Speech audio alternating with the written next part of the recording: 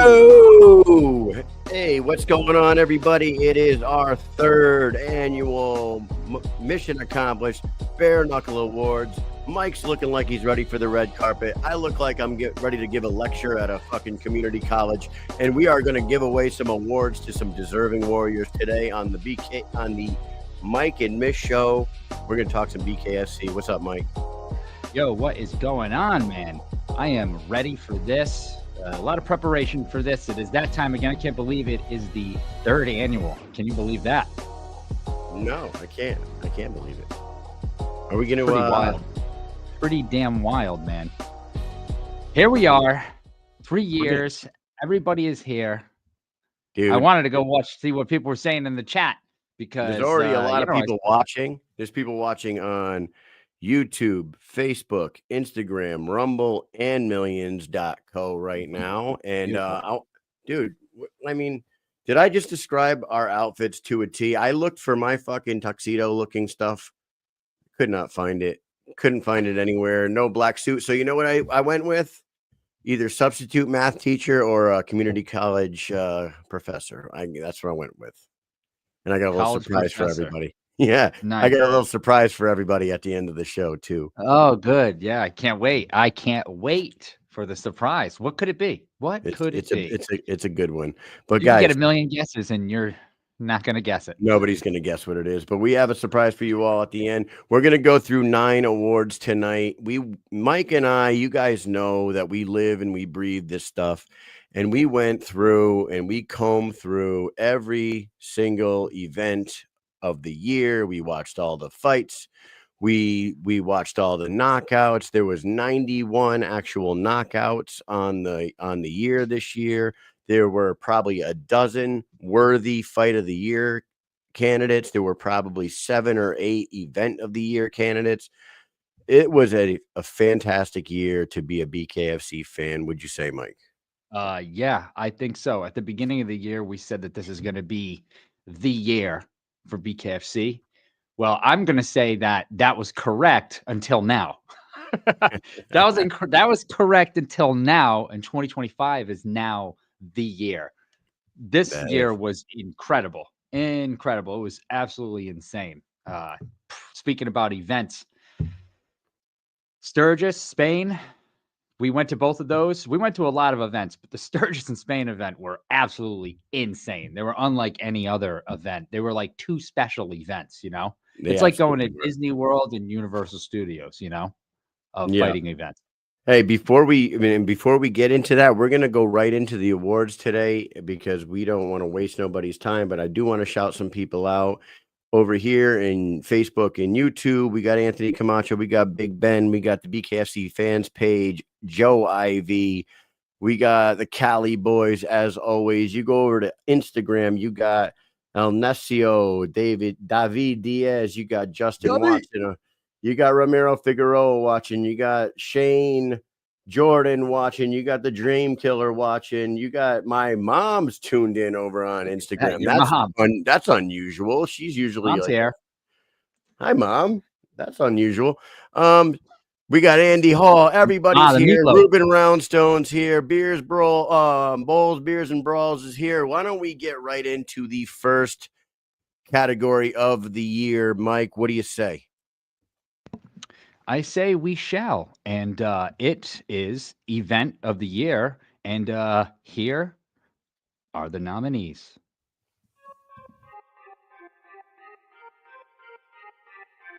Event of the year.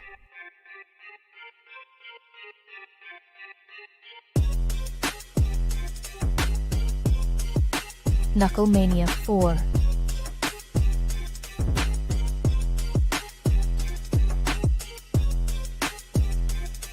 BKFC 63, Sturgis.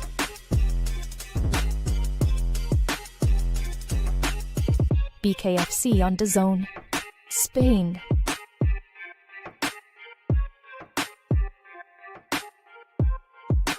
BKFC on DAZN, Hollywood. Event of the year.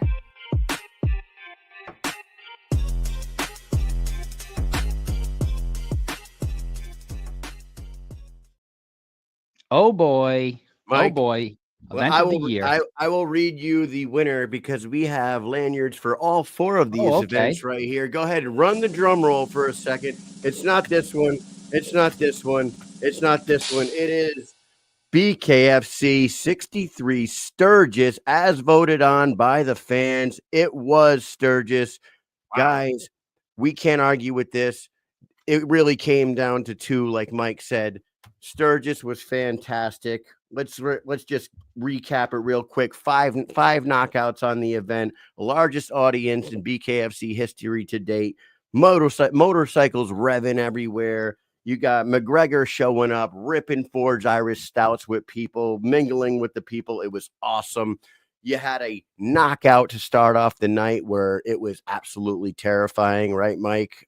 Gabriel Fryer. What do you think about the Oh way my. it started? The way it started, I thought it might end there. I didn't know what the hell was going on.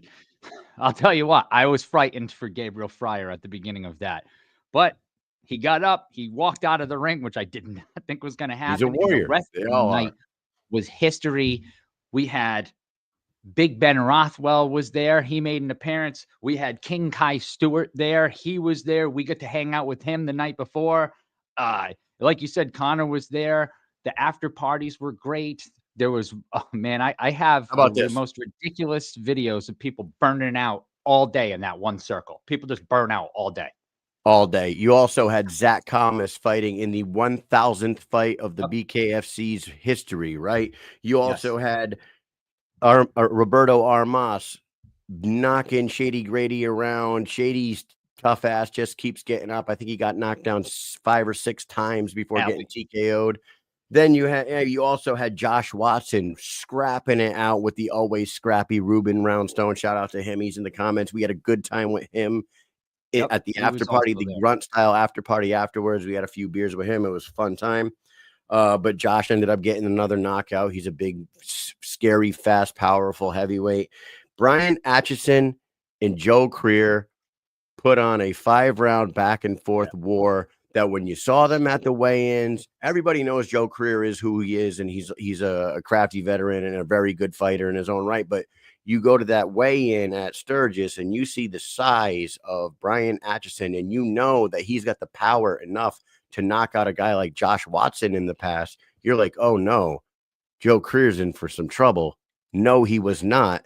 It was dead even right until he got knocked down in the 5th. Atchison takes home the win.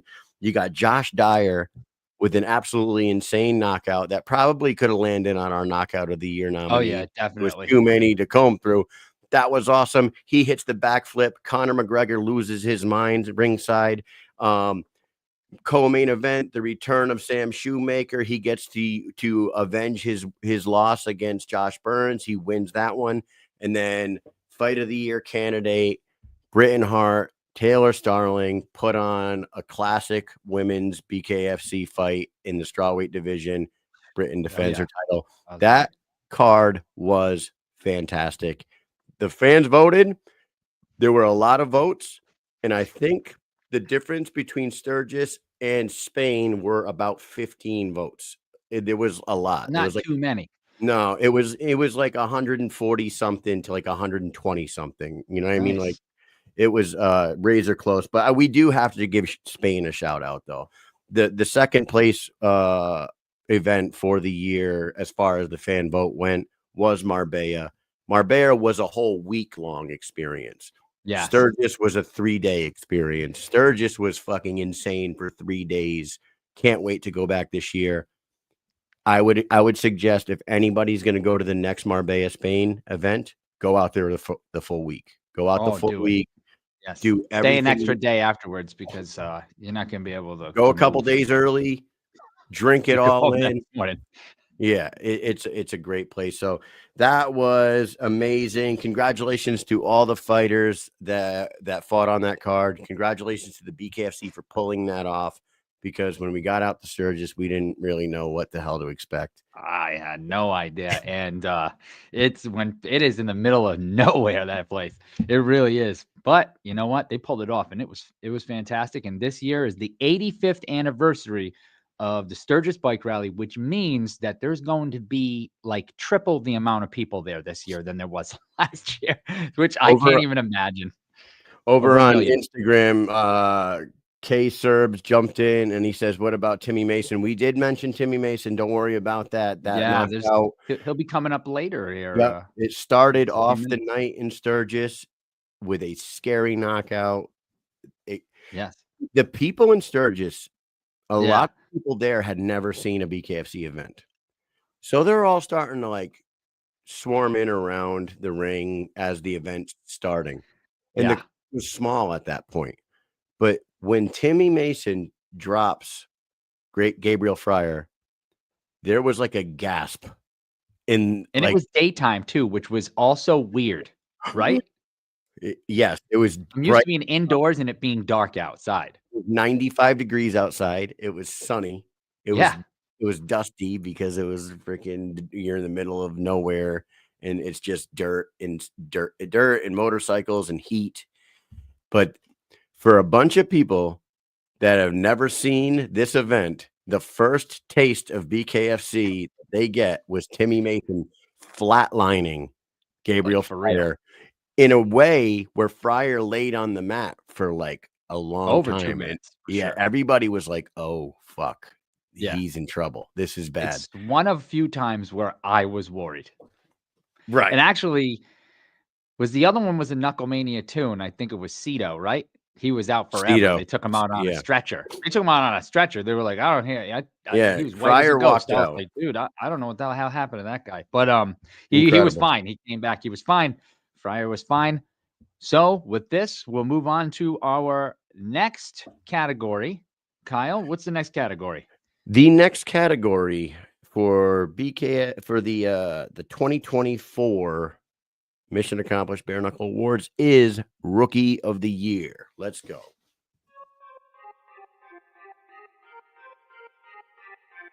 Rookie of the Year.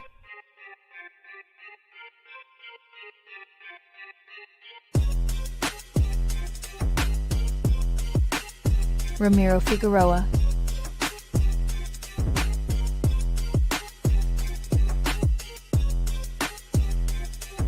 Natalie Gage.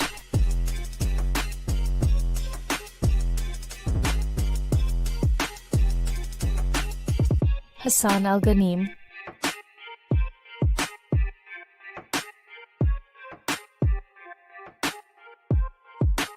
Chad Lucanis.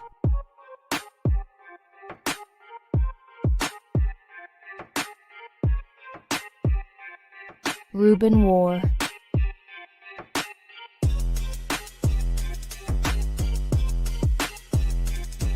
Rookie of the Year.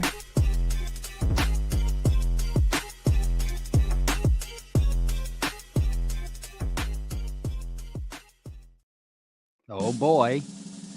Who could it be? Who could it be? Hello everyone, it's Ramiro Figueroa here. Just wanted to take a quick moment out of my day to say I am beyond blessed with my amazing fans, family, and friends. This achievement would not have been possible without you. However, because of your amazing support and votes, I have now won Rookie of the Year for the year of 2024. Let's go ahead and keep the same energy up because the year of 2025 is going to be even better for Team Figueroa. Thank you and until next time. Yes, yes, yes. Well I should deserved, well scroll back deserved. down here to applause and clapping. Yeah, that's better. Dude, I just pulled up the count. This is one of the ones that I actually saved on my tablet over here. This one was not close. I will say a lot of people voted on this. Quick math, I'm not really good at it, but there's probably about 300, around 300 votes total, split up between the 5 nominees. The majority, this was a majority win, a majority decision for Ramiro Figueroa. Congratulations to him. 2-0 in the year 2024. He's only 22 years old, 5'11", 75-inch reach. This dude finished both of his opponents this year. Not only did he fight twice for the BKFC this year, he fought 3 times in professional boxing, went 2-0-1, and the one was a draw. And the future is very, very bright for this kid. Outstanding job by all five nominees. I mean, Hassan and Chad out of Canada are both monsters. And those two guys, man, I don't know if they had the same people voting for them or not, but the two of them got a shitload of votes too. And they were 9 votes apart from each other.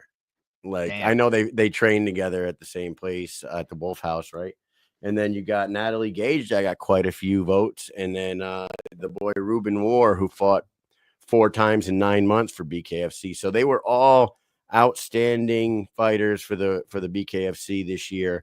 But Ramiro Figueroa is fantastic. Your thoughts on our Rookie of the Year winner, Mike? Hey, listen, this definitely great to be Rookie of the Year. You come out here, you show up, you show out, and the fans are saying like, hey, this is the guy that we want to see going forward. This is the new guy. This is the guy we want to follow. I'm always surprised, I get surprised because I don't know. I look at all 5 of these guys and I'm thinking like, oh, it's Ruben War. He had that knockout that everyone was talking about was in a main event, right? So I think like, oh, this guy's got a little bit of fire behind him, he's probably going to take off with that. Yeah, he had that knockout in the main event. That was like an absolute fucking like ridiculous flatline knockout. Absolutely. And so we get some fire behind him. Robbie, I think like you would think like, hey, this guy, he's going to get all these people coming out for him. But you know what? They came out for Figueroa. That's who they came out for. That's the guy to watch. That's who they want to see. You brought up a good point there. The thing about Ruben is, as a rookie in the company, he did headline 2 events. Yes. That's a feather in his cap. He was the main event. Oh no, he was supposed to be the main event in the second one. He ended up being the co-main. Consider it because it was advertised all the way up to the He was advertised on the poster as the main event in the second one. So, feather in a cap for him. But one thing that I remember about Ramiro Figueroa, and then we'll move on to the next category, is this kid just seems like the most composed, comfortable fighter in that squared circle. You know what I mean? He didn't seem phased by anything. Oh, yeah. He seemed like he goes in with a strict game plan. He sticks to it. He executes it, and he gets W's. So our 2024 Rookie of the Year, Ramiro Figueroa, congratulations to you, and good luck on a massive 2025. I have a feeling at 22 years old, we're going to see a whole lot of that kid and possibly a title in his future for sure. Yes, sir. Our next one, one of the guys that was in. Oh no. Our next one is what, Mike? Breakout Fighter of the Year. There we go. Let's go. Let's see who the nominees are for Breakout Fighter. All right, here we go. Breakout Fighter of the Year. Breakout Fighter of the Year.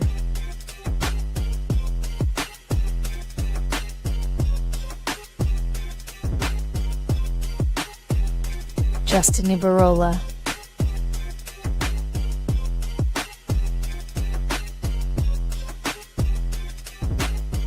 Leonardo Perdomo.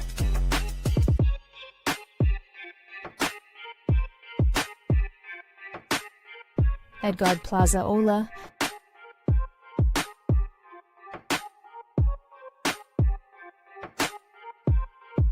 Nathan Rivera.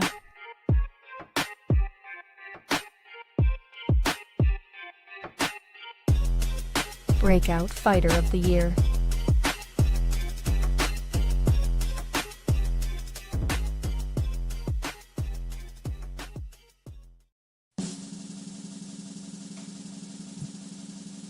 The fans have spoken, everybody.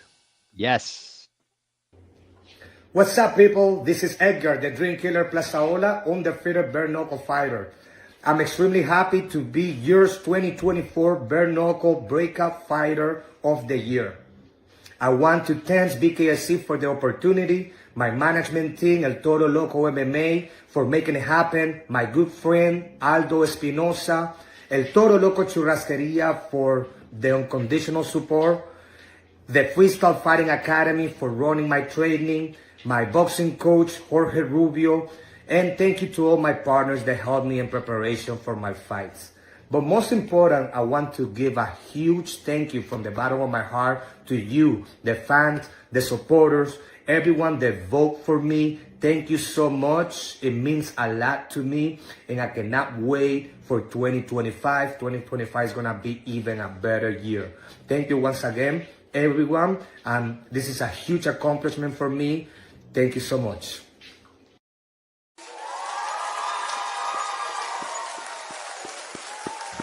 Very, very nice. Dude, congratulations to the Dream Killer on a 3-0 2024. This was probably the most stacked list of nominees in any category, like the closest four. You know what I mean? Perdomo, Ibarola, the Rivera era, and our winner, Edgar Plazaola. These guys all had fantastic years. And yes, the Rivera era only fought twice, but he made headlines with his walkouts and his interviews and his celebrations, his letter, his newspaper. Fantastic. Perdomo's just knocking everybody out that steps in front of him. Ibarola has a couple knockouts and then goes the distance with two different people and puts on great fights in both of those. But Plazaola, he does a lot of stuff too, with the throwing out the presents and coming out with the pillow and with the nappy. But I'll tell you right now, dude, Edgar Plazaola, the Dream Killer, is a scary 145-pound fighter. When we always talk about the featherweight division in the BKFC, how the featherweight division is the most stacked division, full of talent, full of just straight up killers. He's not even in the top 5, and he could compete in that top 5 with any one of those guys. This dude is a freaking wrecking machine at 145 pounds. He looks like he's about 175 pounds when he steps in the damn ring. And, we love making these categories. We love putting the nominees out there, and we love to just sit back and see what the fans do. And I was counting up those votes, and there was a shitload for every one of those dudes. Like Perdomo got a ton. Ibarola got a bunch. Nate Rivera, I believe, got the second most votes to our winner, Edgar Plazaola. Congratulations to him. He is a massive featherweight. He is a dangerous featherweight. He is 4-0 now after a 3-0 campaign in 2024. And we're just in January here. So I would imagine we don't know anything, but I would expect to see him on the March 27th Hollywood card, because he makes his money down there in Hollywood, Florida. So expect to see our Rookie of the Year winner probably in March. I can't wait to see it. What do you think, Mike?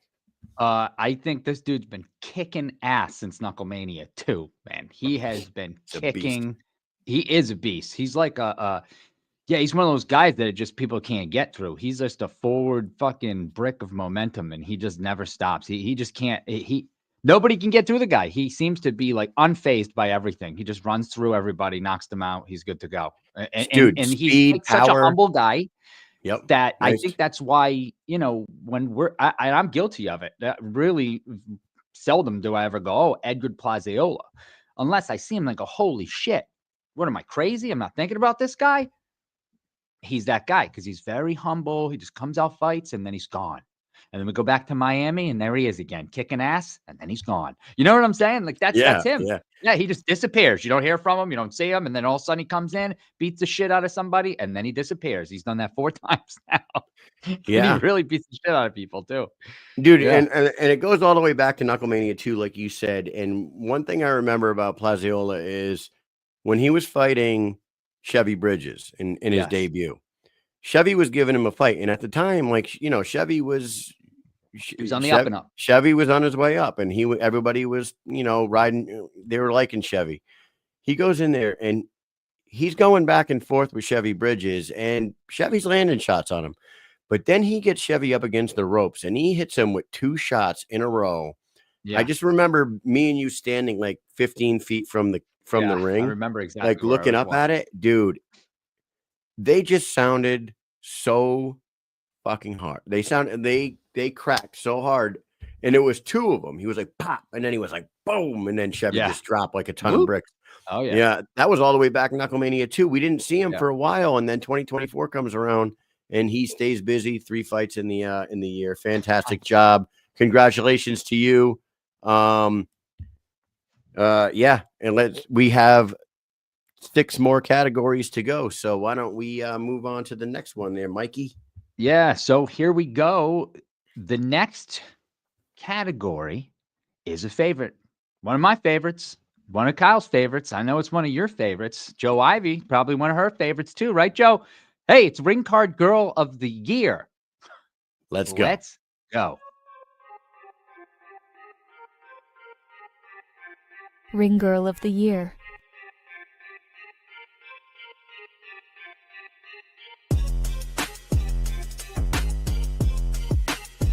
Alyssa Spivak.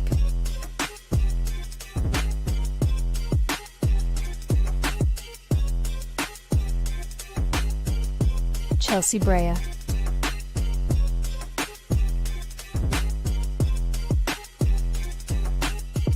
Carla Jade.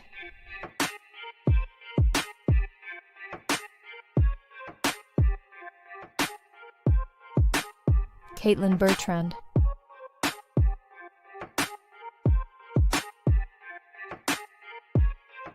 Ring Girl of the Year.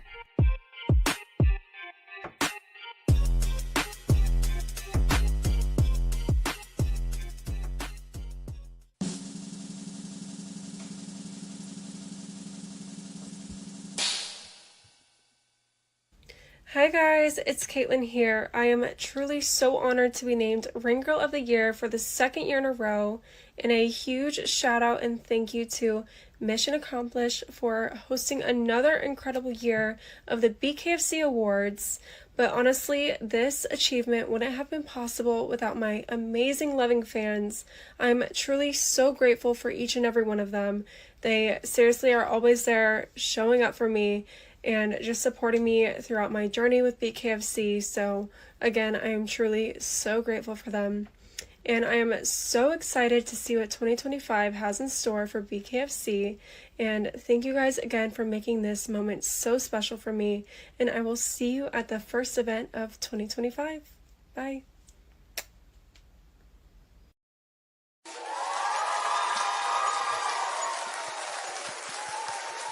She Bravo, blew bravo. she blew you all a kiss. She blew Yep. you all a kiss. You're welcome, motherfuckers. Don't tell Dude, G. back-to-back winner Caitlin Bertrand. She is the leader of the pack there with the girls. And even when they're together, when you see them at the events, you can tell who the captain of that ship is. You know what I mean? She keeps the girls working. She's our back-to-back ring card girl, but she doesn't just walk around a ring holding up numbers. She does lots of appearances. She's a real ambassador for the BKFC as far as helping the company grow, because what better way to grow the company than to send a couple fighters someplace and then send someone that looks like Caitlin to be there with them, shaking hands and get to know people as well. Right. You know what I mean? If you're walking up and you see a few dudes that look a little bit rough around the edges, I'm not going to stop and talk to them. She But softens if the I blow. see a girl and she says, "Hey, what's going on?" and I say, "Oh, hey, what's up?" and then she goes, "Oh, these bare knuckle fighters," and then they're like, "Hey, what's up?" and you're like, "Oh," and then boom, it's a not. People don't want to engage, but dudes like to engage with chicks. I don't know why. It's natural, I guess. I don't know. Is that what it is? Yeah, that's what it is. Yeah, It's just and natural. and Caitlin is so nice and fan friendly. She takes pictures Yes. with people. She's Anybody. she's very welcoming to the people of the BKFC fan base, and And she's engaged to she's one of our engaged. friends, Yeah, fighter and G. Cutman G, Yeah, Guillermo Perret. So yeah. And I will fantastic. say this. I will say this. Congratulations to Caitlin. You absolutely deserve it. The other girls did get a lot of votes. I will say that this is the most voted on category of all the categories. Can you imagine that, Mike? Can you No, imagine that? I don't know. That doesn't make sense to me. But hey, listen, we're talking fighting here, guys. What the A hell are you few, thinking? a few comments back. Our good friend Big Ben says this is a tough one. Caitlin 1 billion to 7. with the rest of them. That's not true. Um, I will say this: there was over 600 votes that I had to count for this one. Only Yeah. four. There's four nominees. It was like well over 600. It was like 680, like almost 7. It was like way up in the sixes. And I'm like, wow. It took me forever to count them all because I got to go through Instagram, Facebook, the messenger, the DMs. I got fucking people texting me and stuff that don't want to put anything on social media. So, for all these categories, not just this one, but I'm saying like this one took a long time because a lot of people like to vote for their favorite girl. You know what I mean? Yeah. And I know we haven't mentioned this yet, but if you saw in those pictures, the very first picture of Caitlin is her with the award from last year. And if you won this year, you will be receiving a physical award. This isn't just a, hey, what's up? You did a good job and we're going to move on. You're going to get an actual award courtesy of Mike and Mish. So absolutely. All right. This next one's crazy. Our next I'm ready and waiting for the comments to go fucking nuts on this one. So what is our next, baby? Then the next category is, are we doing fight of the year or not? Knockout of the year. Okay, we're doing knockout of the year. Let's do it. I'm sorry. Did I skip fight? Let's do fight of the year. Yes, we're doing fight of the year. I messed up. Fight of the year. Let's go. You ready? Let's go. Fight of the year.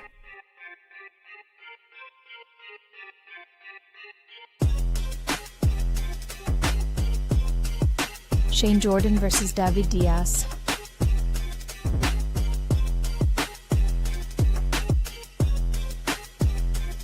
John Dodson versus Dagoberto Aguero.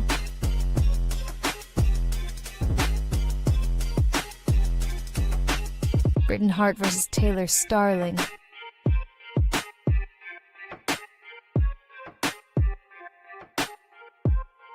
Franco Tenaglia versus Tony Soto.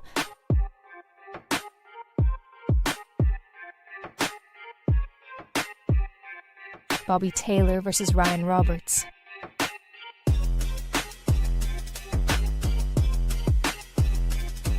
Fight of the year.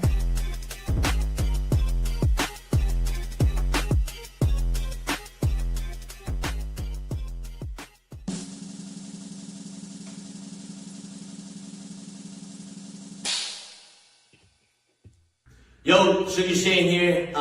Huge announcement.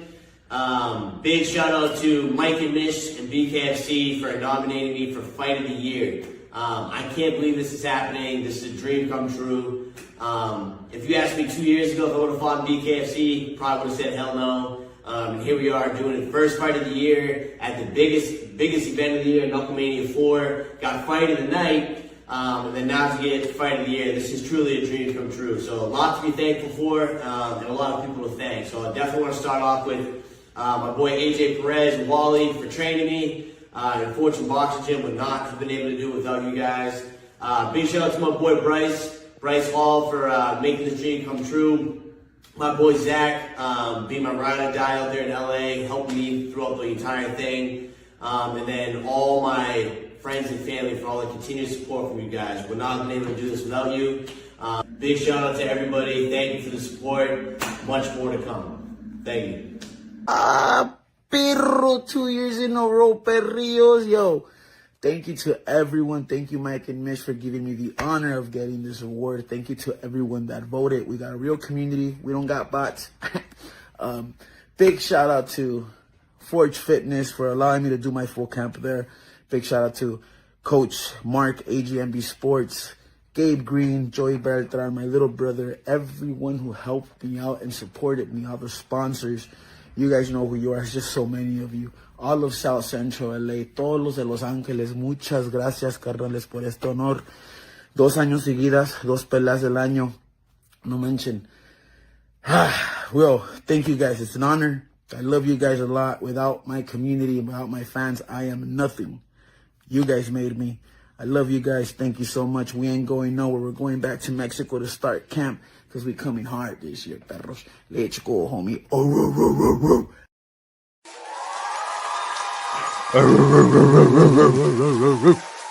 Hey, listen, these were all incredible fights. This Shane Jordan and David Diaz was a knockdown drag out fight from bell to bell. They went to a draw. It was a bloody war. Both guys were bleeding from their faces. Bloody war. And you know what? There were disagreements in the comments for sure, because listen, I love David Diaz and Shane Jordan. I love you guys, and congratulations to your win. But I was standing ringside for Tony and Franco, and I would have voted for that one. But that doesn't matter, because it is a fan vote, and a shitload of people voted for this fight, and it was fantastic, and it deserves it. Any one of them deserves it. And I'm just going to say a few things about a few other ones. All right, Bobby Taylor and Ryan Roberts. Yes. That one. That's one that people probably don't even barely remember, I bet. That one. But now they probably do. You guys should go back and watch every one of these fights that we put in there for nominees for Fight of the Year, because they were all fucking fantastic. Shane and David deserve it just as much as anybody else. You had Tony Soto and Franco Tenaglia out in Spain that had a back and forth war that should have gone to a draw and should have gone to a 6th round. And unfortunately it didn't. And maybe fortunately for the two fighters that were involved in the fight that it didn't, because maybe they didn't need to fight one more time. Dagoberto and John Dotson, Mike and I were in attendance for that one, and that crowd was so electric, reacting to every single move either one of those guys did in the ring. There was knockdowns on both sides. That fight had me at the edge of my seat. John Dotson had to win the last 2 rounds to make it go to a draw. He did, and Albuquerque pulled some shit. Albuquerque pulled some shit. We were like telling the fans that night, "Don't worry, this is BKFC. We go to a 6th round. This is go to a 6th round." They're like, "This fight is a draw." And we're like, "Wait, what happened in the 6th round?"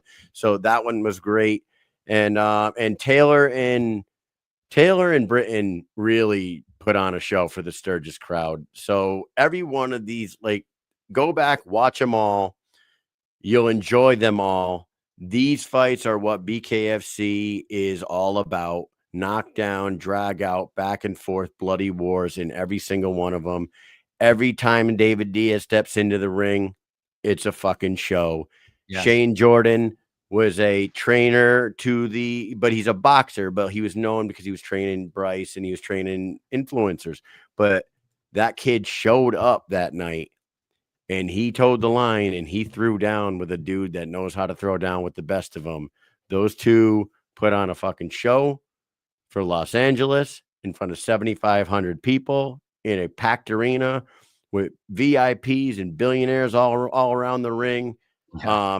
And just like I said about no pressure, just like I said about Dagoberto and Dotson in Albuquerque, how the crowd was reacting to everything, that Shane Jordan David Diaz fight in Los Angeles had the crowd in the palm of their hands as well. Everybody was fucking going nuts. And then they hated, of course, when the crowd hates the decision, they wanted to see a winner.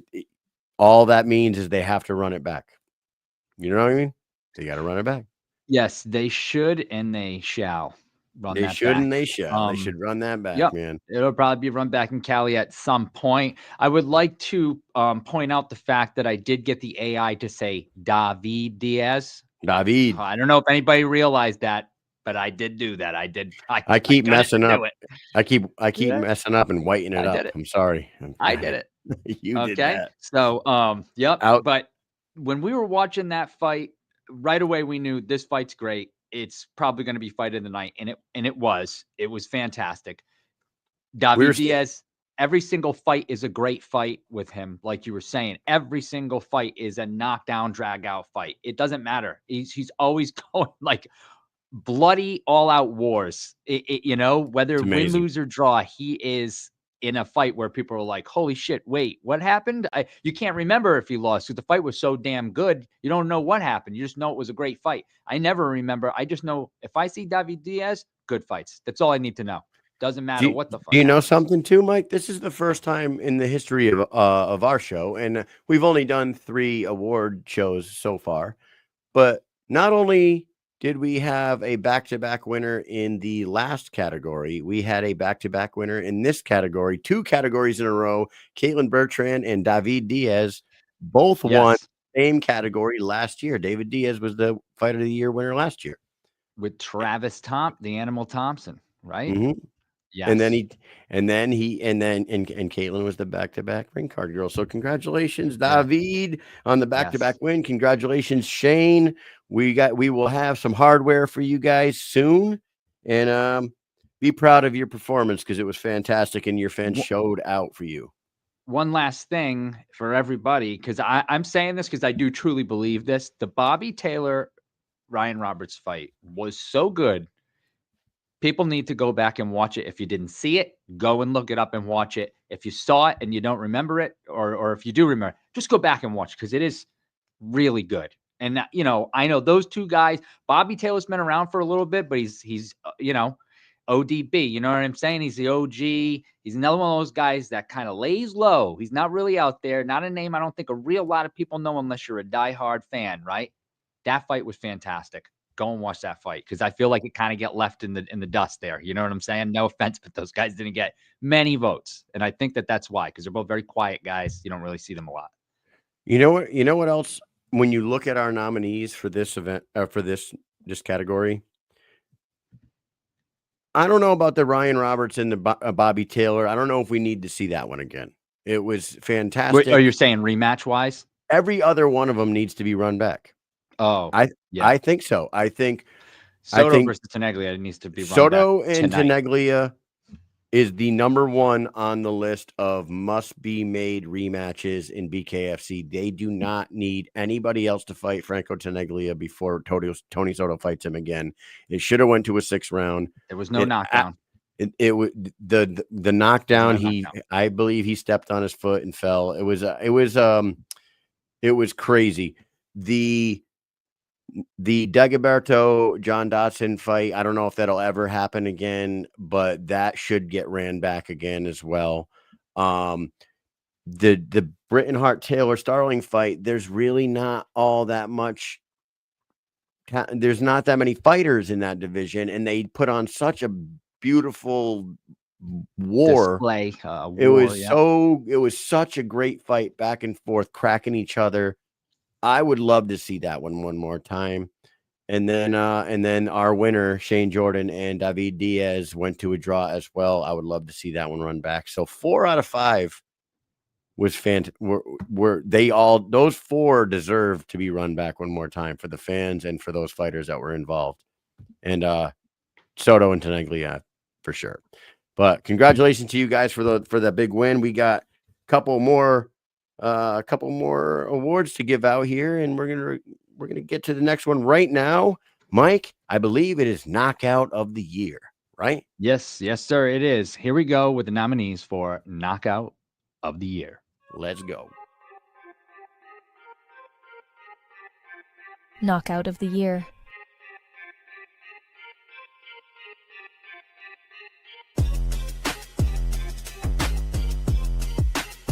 Ben Bonner.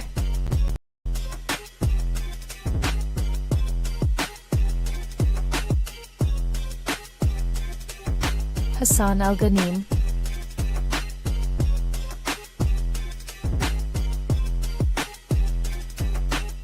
Timmy Mason.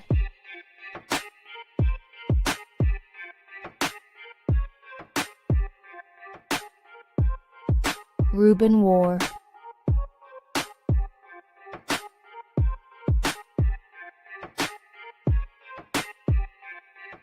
Justin Watson.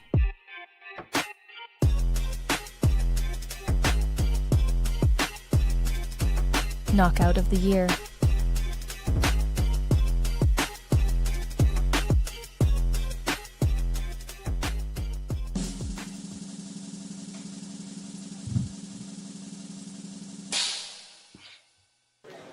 Hey everybody, it's Hungry Hassan Al here. First, I want to say Alhamdulillah.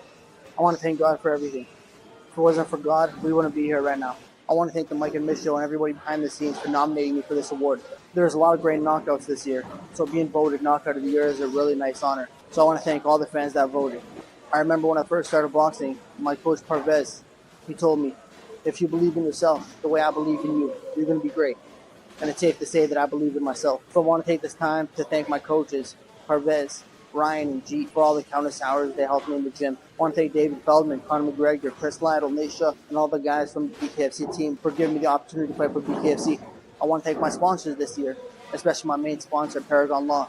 They helped me through all my fights this year. Really appreciate it. And once again, thank you to all the fans that voted.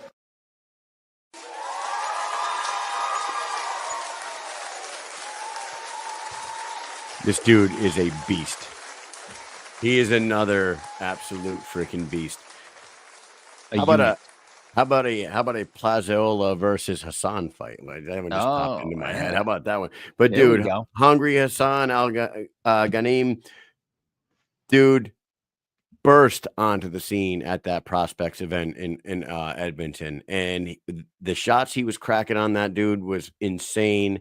And like Big Ben said in the comment section, when he knocked him out like underneath the ropes. He basically fell into Big Ben's lap ringside, just out freaking cold. That was a scary knockout. He was underneath like the turnbuckle, like yeah, it was fucking awesome. I mean, and he was rocking this dude with a few shots prior too, and then he gave him that kill shot and it just put him to bed. It was fantastic. So it was great. What'd you think about it, Mike?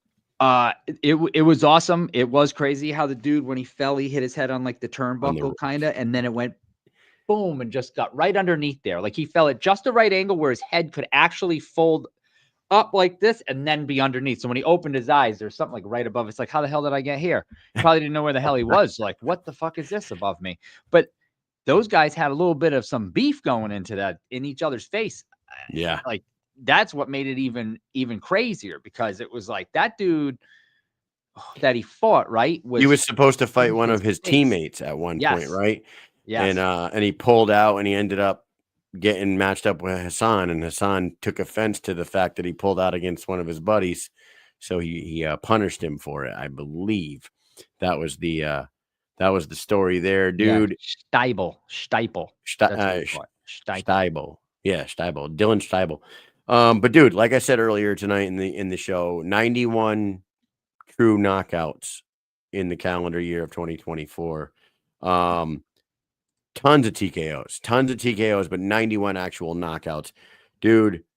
We could have added three or four more, maybe five more that were worthy of this. Josh Dyer probably could have been, but we wanted to narrow it down to five for every category. We were trying to get him down to five or less for every category because we didn't want to just fucking list 20 goddamn knockouts. But I know we already talked about the Timmy Mason, and the Timmy Mason flatline of Gabriel Fryer was just crazy. It was scary. It set the tone for Sturgis. It was fantastic. Had a viral photo by the great photographers for the BKFC. Every one of these fights had a fantastic knockout photo. You know what I mean? They all had them. Ben Bonner starching Lewis Keane and then finger gun killing him afterwards, executing him. He gave him 2 or 3 shots. That was fucking great. Josh Watson, the warmonger, broke the combat sports record for fastest knockout in history with a 2.9 second knockout over Cole Farrell. That was insane. If that is not like so telling of how dangerous this sport can be. If you're not ready the split second they say knuckle up, your lights will go out and you will go night-night. And Justin Watson proved it that night. You got Ruben War, like we talked about earlier tonight, crushing Robbie Peralta, beat him in, I think it was like, what they say? It was like 16 seconds or something like that. But War was on our show and was like, that's fucking bullshit. Or whatever it was. He was like, he said it was a 6-second knockout or something like that. Yeah. He turned around and he started counting. I think he did hit him at like 6 or 7 seconds. But then, and he was out cold. He was out. He went like rigor mortis. He was out. Yes. Like immediate. When the arms curl up and their legs stiffen out, I'm pretty sure you shouldn't be counting at that point. So yeah. there's that one, and then he had the great photo of him standing at on the rope, staring out to the crowd. Yes. That's a great photo. And then the last one is Kamosi with the craziest knockout of Sawyer DP, where his punch landed. He was going one direction, and it defied the laws of physics, right? He hit him one direction, and Sawyer spun the opposite way, and his nose was pointing back the other way. It was just absolutely insane. The nose destroying knockout of Sawyer DP by Chris Kamosi. Was that on there? It wasn't. No.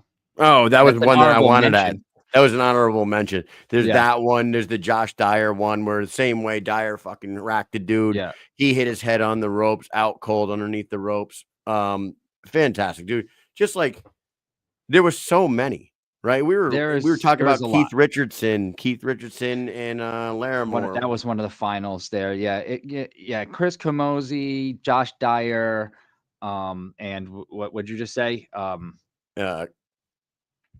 That was what I said, Dyer and Kamosi. But no, you just said somebody else. But that was Keith Richardson. Keith Richardson. Yeah, Keith Richardson's knockout in at the very end of the year was a nominee, and it was right on the end. At the end, we had to vote him off the island. Yeah, he was like it was. Right, him and it was like at the very end, we kind of had to vote him off. There was like 3 or 4 that were right on the cusp of nominations, and those were fucking great knockouts. But these ones were just so good. And Hassan, he showed us power that everybody I believe he fought at 145, but I think he fights 155 as well. Everybody in the 145-55 range there should have their eye on Hassan. And if that name gets served, put on a contract in front of them, just know that dude's coming with some freaking dynamite in his hands, dude. Unbelievable. So now we're going to move on to our very first ever award for something that we wanted to do special here, right, Mike? Yes, we did. We lost someone that was very special to our bare knuckle community. It was Susan Walker. Anybody that's watched this show since, we're 321 episodes into this show right now. If Susan was still with us, she would have not missed a single one of them.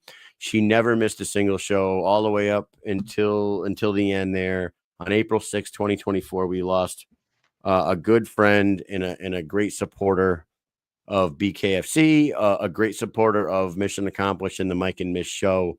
So what we wanted to do is make this a every year thing. As long as we're going to do these awards, one of you loyal supporters of this show is going to get an actual award just like everyone else. And you're going to be able to look at her name on the award and be proud that you were a part of the same community that Susan Walker was. Do you want to announce the winner?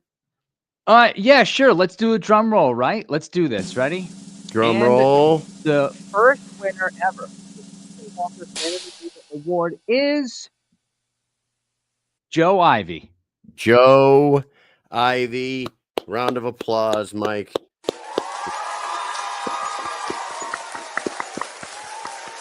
Now listen, hey, the first annual Susan Walker Award does go to our great friend Joe Ivy, who is in the comments right now. Joe Ivy has been a part of our lives since I was co-hosting on an MMA podcast prior to my BKFC days. I was co-hosting. This is like 2020. This is 2020. I was guest hosting and kind of became almost a co-host. I was pretty much on there every week. It was called the Bove MMA Roundhouse with Bob Bove, and we had a good time on there. And Joe was always in the comments, always supporting that show. COVID hit, that show kind of dissolved. I started the convos with Kyle. I started just talking to fighters one-on-one, just Facebook Live type shit, where I would just talk to fighters who would be in the comment section? Susan Walker and Joe Ivy every single time. I go ahead, start the Mission Accomplished podcast. Who's on the very first episode? One of the very first people to make a comment, very first people to buy a T-shirt. Joe Ivy and Susan Walker. Mike comes along, starts helping me out with the show. The show just evolves into the Mike and Mish show, which we love now more than freaking anything. On Wednesdays and Thursday nights, we come on here. We talk for an hour or two to all you guys about all these fighters and all these events and all this stuff. And who is in the comment section without question every single time? Joe Ivy's there. So, and she would have Susan with her. And every time Joe Ivy would win a freaking damn award, or like she would win like a trivia or something on our podcast, what would she message to us, Mike? She would say, "Hey, just send it to Susan. Just send it to Susan. I don't need it. Just send it to Susan. I'll send Susan, it to Susan. Susan will enjoy it. She has a room. She puts everything. Yep. Susan. Susan has a room. Yeah. Let her have it. So Yep. Susan she will be dearly missed. And congratulations to Joe Ivy for that first one. But before we move on from that, and I'm going to let you say some things about Joe as well. Big Ben Vanaski, the Cali boys, Mike and Adam. We got the freaking Cali boy mirror right here in the back. We got the Cali boys. We got Swervo. There's like a lot of people that are always in. Oh, and the BKFC Extreme Fans page, Russ and Country. Russ, of course. This is the thing. That's why honorable mentions I was a little bit nervous to do, because there's so many people that watch all the time. We got Ike, we have Julie, we have look at even Mike Kanowski came back to watch the show. Maybe he still watches, but he's a way back guy. He's been around for a while. We got a lot of people that show up here. So like, I don't want to forget somebody. Wesley's in here. Illegal. Tylen's in here. There's a lot of people that deserve recognition. It's hard to get everybody. So you all know who you are. Yes. And this show drives on because of all you guys that are always in the comments, that are always watching the show and always supporting us. So we thought it was only right that Susan, that's the first ever Susan Walker Fan of the Year award goes to Joe Ivy. What do you got to say about it, Mike? Yeah, that's I couldn't agree more. No, this is not a fan vote. It's us voting on fans. So it's Kyle and I vote only 50-50, and we talk about it. And we had a shared document, right? And Kyle had wrote something up. He said, I'm going to send it to you soon. And in my head, I already had an answer, and it was for the exact same reasons that Kyle said. Somebody who's been around the absolute longest. Before this show existed, she was a fan. She was following Kyle's career. And what, right? What is that what we call it? Career, whatever you want to call it, yeah. Whatever you want to call it, right? And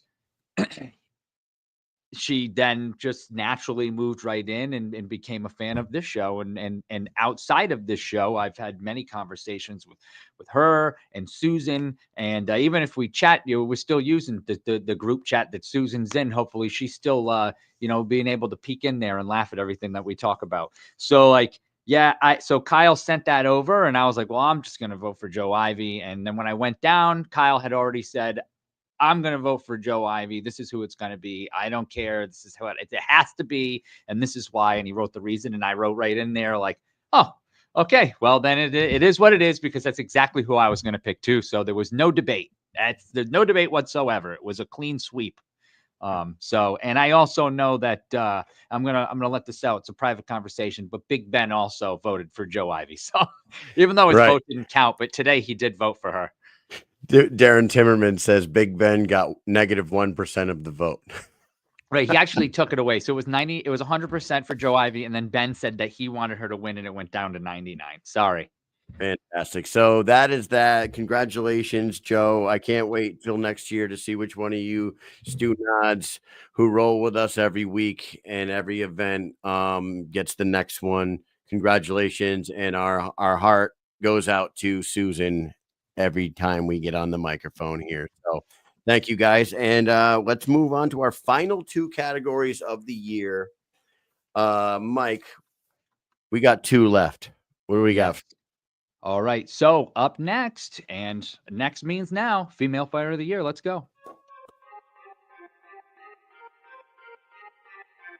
Female Fighter of the Year.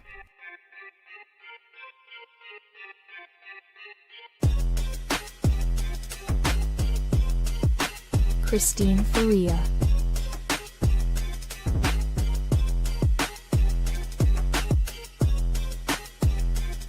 Britton Hart.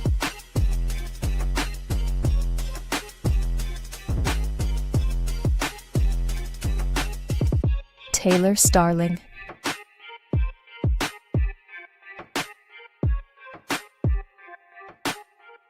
Female Fighter of the Year.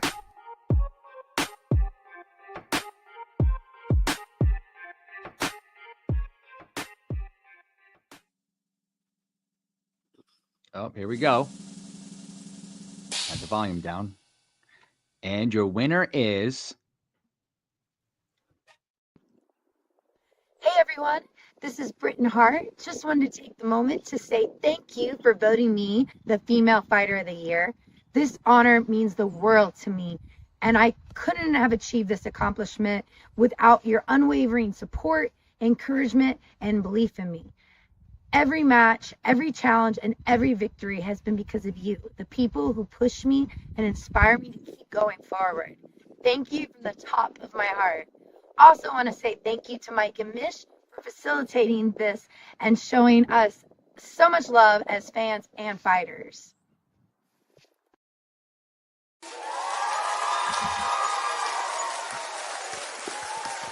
There you go. The fans have voted. This one was a little bit of a surprise to me because of just how dominant Christine always is, and she was the Female Fighter of the Year last year, and Britton fought one time this year. But I feel like the votes were rolling in for Christine too, because I get a lot of updates, you know, and I just keep seeing I would see them and I was like, oh shit, she's getting a lot of votes. Dude, I have some notes here. There were less than 10 votes separating these two. It was back and forth.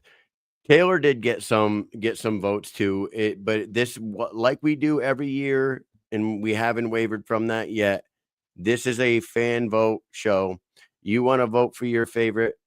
You want to vote for the one that you believe is the winner. You got to get out there and vote. And people did. There was a shitload of votes for Christine, and there was a shitload of votes for Britton.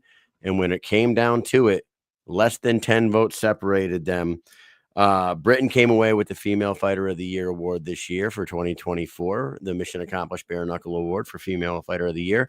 And you know what? She did deserve it as much as Christine did. Britton deserved it. That one fight, she did fight once. It was a Fight of the Year candidate. You guys saw it nominated earlier tonight in the Fight of the Year category. It didn't win, but it was up there. It was just as good as those other four nominees. The fight was insane. Britton and Taylor, and that is why Taylor landed in there as well, because Taylor went 2-0 in 2024, beating Jenny Savage and going toe-to-toe with the champ and going right down to the wire with Britton Hart. But Britton not only defended her title in a Fight of the Year candidate, she also does a lot for the BKFC. Like I said, the reason why she's getting these fan votes is Britton does a lot of appearances. She goes to a lot of events. She mingles. She's in there. She's out there with the fans. She's taking pictures. She's very personable. And, right after Christmas, she was down in Mexico for the prospect amateurs. Like she's always out doing something. She has really been a true ambassador of the sport, like some of the greats, like Lorenzo and these guys. She shows up, she shows out for the sport, and when she goes into the ring, she pours it all out there, and she remains the reigning, defending 115-pound BKFC strawweight champion, and now the 2024 Female Fighter of the Year. What do you think, Mike? Congratulations to Britton Hart. I would also say, even though Faria didn't pull out with the win, still congratulations to Christine. Yes, there is a big issue with the female divisions. We need more female fighters because, like, we when we're putting fighters for female fighter of the year, it's very easy, but also very hard because it's hard in a way where it's like, okay, Faria and Britain, and then who else?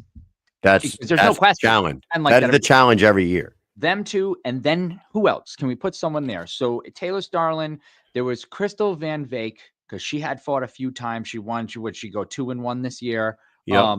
Right. But the thing is like the level of competition that she's facing. She's not a champion. Like that's Right. the thing. So like it's very hard to like give any other girl props because these two are so dominant in their respective divisions. That's hard. So like 2025 needs to be the year of the female divisions. We need more females. Need more. They Holly should Holm. they should Anybody? go right they should go right ahead and get a Holly Holm, Christine Faria 135-pound headliner in Albuquerque done. Oh, yeah. They should do that right Let's do it. away. Get the pocketbook out and get Holly Holm versus Misfit in Albuquerque. It'd be fantastic. And find some more people for Britain to fight because the 115-pound division does not have a lot of people in there. Jamie Hinshaw's out there. Maybe she could fight Jamie. Ty Emery's out there. Maybe she could fight Ty Emery. But other than them two, it's a run back with Taylor Starling. There's really nothing else. So they got to build that up. They're trying. It's just listen, I don't envy Jules because it must be a challenge to get females to come try this. I don't know what the pitch is. I don't know what the sales pitch is, but it's Po Denman out in Thailand, but yeah, it's slim pickings. But Britain, and I don't know if like the Jad fight with Misfit had people like when they're looking at the body of work, soured them a little bit. Yeah. If the 2024 body of work, when you got the Jad and the Christine Vicens fight here, and then you got the Taylor Starling, the Faria for Faria over here, you got Jad and the Vicens fight. Yeah. And then like if you're a voter and you're sitting down and you're looking at those two fights and then the fight of the year candidate with Britain and Taylor, and you're like, well, you know what? I didn't like that fight. I'm going with this one over here. I don't, you know what I mean? I don't know. I try to put myself into the mind of the voter and try to figure out what they use as a criteria to vote. But both of those women were 100% deserving of a title of the title of Female Fighter of the Year, and congratulations to Britain on taking home the victory for the first time here, right? I think it's the first time that we didn't do a female fighter. This is how hard it was to find nominees. We didn't do a Female Fighter of the Year our first year. We added Christine Faria to the fighter of the. It was just that's right. Fighter. It was just fighter of the year. It was just fighter of the year, and there was like 4 males and Christine Faria that year. The following year, there were 2 or 3 worthy candidates to actually make a Female Fighter of the Year category, and we did it. And now we have 2 different Female Fighter of the Years in a row for the Mission Accomplished Bare Knuckle Awards. Congratulations, Britain. Hopefully we see you down in Philadelphia in a couple weeks. And we have one more category until we wrap up this show, guys. What is it, Mike? I have a caveat before we move on. And when people are voting, think this way. It is the year of 2024 and nothing before and nothing after. So like right. People, I saw some quotes and some people commenting and they're like, oh, well, Faria beat Britain Hart twice and she did and beat Taylor Starling. And I was like, no. She did not this year. She did not do that. So this is this year. That was before. So she did, but that was another year. So like you're voting on the year. This is the year you're voting on. You don't think about the other stuff. This is, you know what I mean? It's not of all time. It's now, this year. Anyways, you're voting on the 2024 campaign. That is it. Yes. January 1st through December 31st, and that is it. Yeah, don't be effing it up with all your wrong stats.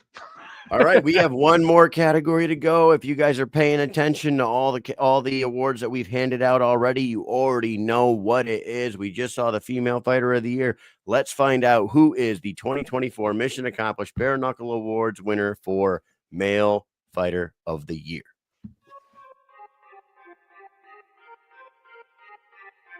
Male Fighter of the Year.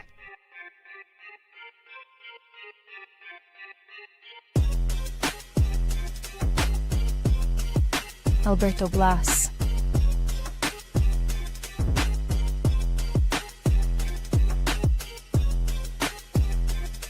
Kai Stewart.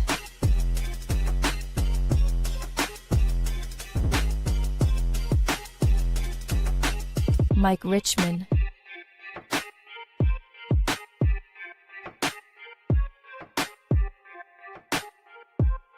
Franco Tenaglia.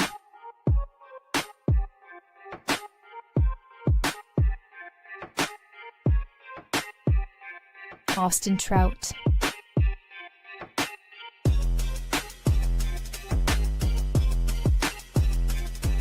Male Fighter of the Year.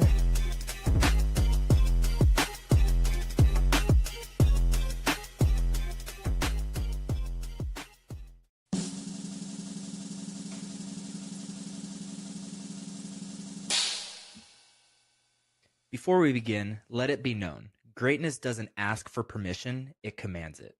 The king has spoken, and tonight you're witnessing the reign in its prime. It's an honor to sit in my throne before you as the 2024 Mike and Mish Male BKFC Fighter of the Year. But let's set one thing straight. The king has always been here. This isn't just about 1 year. It's about the reign I've been building. I didn't just show up here overnight. From the moment I stepped into that squared circle, I've ruled it, proving time and time again why this throne is mine.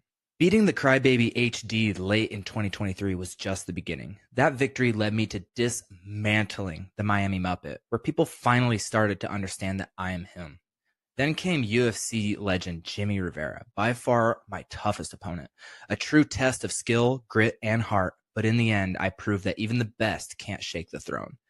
Every fight, every finish has been a reminder of why I reign supreme. Few believed in me or understood the path I was carving. But here I stand, undefeated and undeniable, the 4-time BKFC world champion. Let this be a reminder, never fuck with the king. I want to thank those who rode with me through it all. Harvey Singh, Native Grown, Silverleaf Cannabis Co., Lithia Dodge, and Teriyaki Madness. Your unwavering support fuels the reign. And with you, by my side, I can do anything. This award is another testament to the work I've put in. But 2024 is just another chapter in the story of greatness. Bow to the king and get ready, because the best is yet to come. 2025, I'm going to continue to prove that I'm the baddest man on planet Earth. Thank you, everybody.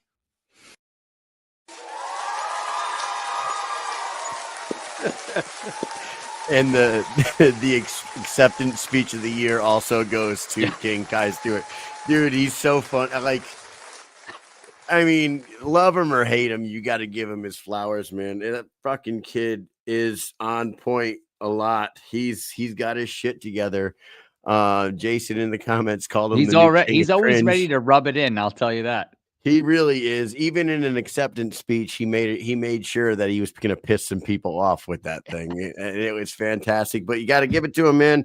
Dude, his 2024 campaign, 2-0, defeated Brian El Gallo Duran, defending his title there. Then he went on to fight Jimmy Rivera, like he said. But like I said about Britain, besides his 2 impressive title defenses, which they were both impressive, he did his thing.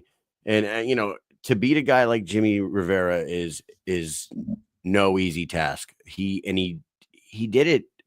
I wouldn't say he made it look easy, but he kind of did. He kind of did whatever he wanted in that fight with Jimmy Rivera, and it was crazy. But besides that, Mike, can you agree that there really isn't anybody else out there that's like really selling his brand the way Kai Stewart is, dude? He's doing it. He's doing it. We said that he was doing it a long time ago. Before he was champion, he was showing up. He was following the path of Lorenzo Hunt. Lorenzo Hunt was showing up everywhere, and he was winning all his fights, and he was talking his shit, doing his thing, and he just kept rolling on, and he just won a belt, won another belt, showed up at every damn place. And then you could see during that time, Kai Stewart was doing the same thing. He's like, you know what? I'm going to start showing up. He's at every event. He's He's everywhere. at every one of them. It's crazy. See He's him at every single one season. of them, and he's creating viral moments at these events. He shows up in Sturgis.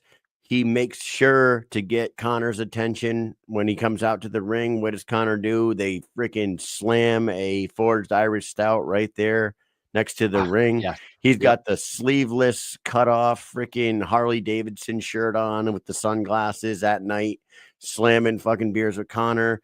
And then you got him out in freaking Hollywood, last event of the year. He is ringside for El Gallo's fight again, talking that shit on the side. El Gallo turns, throws a can of coffee at him. He gets all fired up there. Another moment to talk about. Kai is a showman.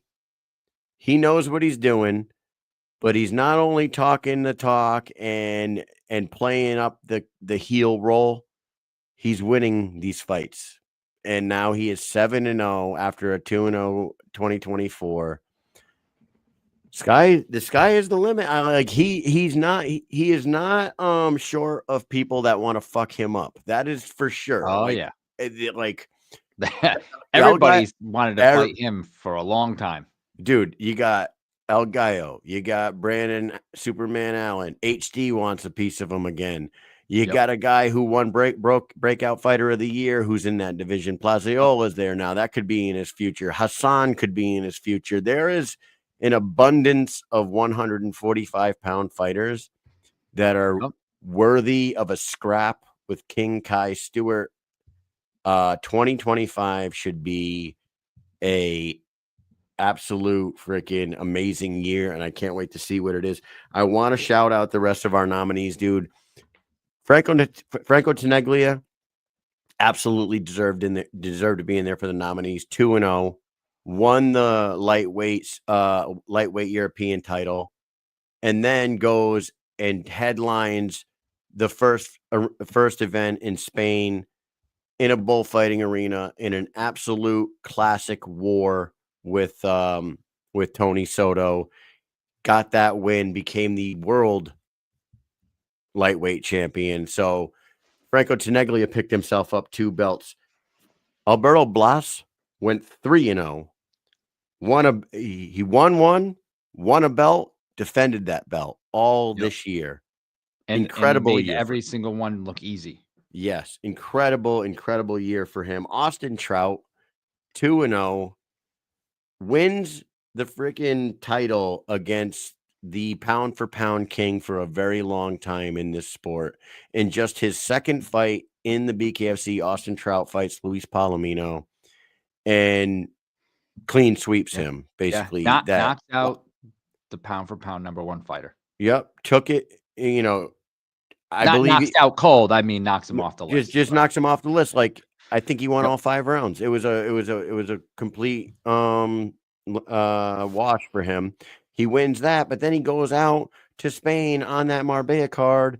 We had a good time with Austin Trout out there too. He's a freaking great guy. Yeah, he is out there, and he fights a dude that is world renowned as a fucking badass bare knuckle monster, Rico Franco, and does his thing against Rico and defends his title. He wins the title and defends the title against 2 of the best that have done it 165 pounds in the sport of bare knuckle, in Luis Palomino and Rico Franco. So he deserved to be there. And the last one, the return of the Marine. He comes back after a 9-month layoff, announced his retirement, decided he wasn't done, came back 9 months later, takes on a very tough, very big, strong, hard-hitting Eric Lozano, gets that first win out of the way en route to a title fight against Jared Warren. And then, no offense to Jared, Mike looked unstoppable in that first round, made it look easy, and just pinpoint precision, power in those hands. Doesn't look like he's throwing with a ton of power either, ever. He doesn't, but he does it. Mike Richmond is a beast. He went 2-0, made his comeback win, and then won the fucking light heavyweight title. He deserved to be in there as well. Those guys were all very worthy nominees. King Kai Stewart takes home the fan vote by the biggest margin in votes out of any category all night long. And Yep, it so- was not even close. He had A ton. he had a a lot. he had a lot. I mean, nothing against the other fighters, but Kai's got a following, and he's built that following, and he's done a great job doing it.